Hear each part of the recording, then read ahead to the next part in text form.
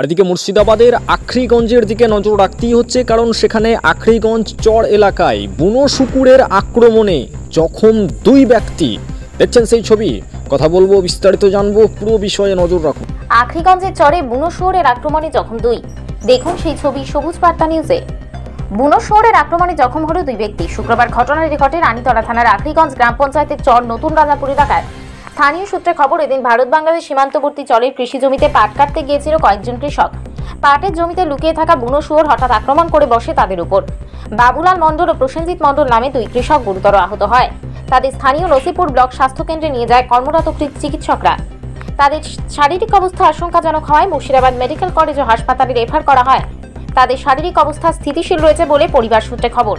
স্থানীয় কৃষক তারাপদ মণ্ডল বলেন, আখরিগঞ্জের চর এলাকায় বুনো শুয়োর ফসল নষ্ট করে দিচ্ছে, কখনো কখনো এভাবে আমাদের উপর আক্রমণ করছে, আহত হচ্ছে কৃষকরা।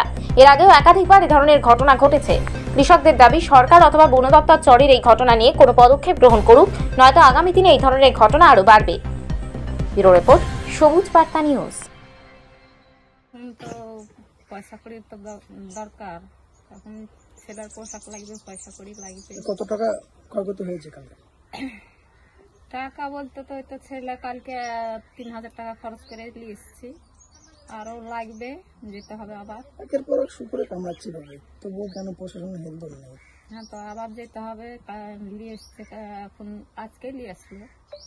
ক্ষয়ক্ষতি কেমন হয়েছে? ক্ষয়ক্ষতি তো হাতে কামড়িয়েছে, পায়ে কামড়িয়েছে, চলাফেরা করতে পারছে না চলাফেরা করতে পারছে না। রোজগারের ব্যক্তি একজনই?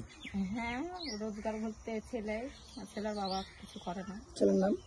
ছেলের নাম প্রসেনজিৎ মণ্ডল। ছেলের বাবার নাম? বাবুলাল মণ্ডল।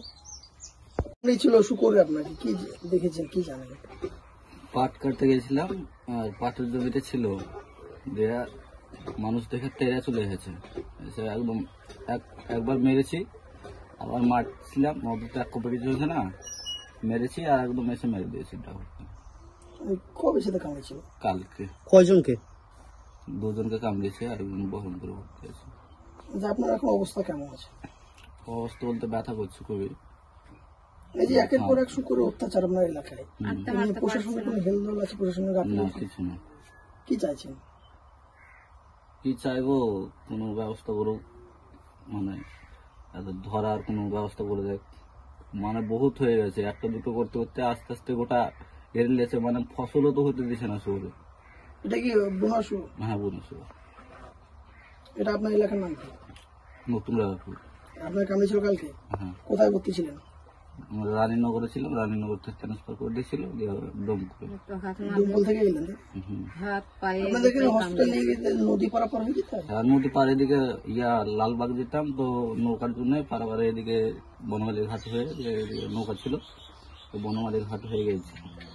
নৌকারও ব্যবস্থা খুব খারাপ এখানকার, পারাপারের নৌকা নাই। রাস্তাঘাট কেমন? রাস্তাঘাট তো দেখতে পাচ্ছেন ভালোই না, রাস্তার যোগাযোগ নাই। প্রসেনজিৎ মণ্ডল।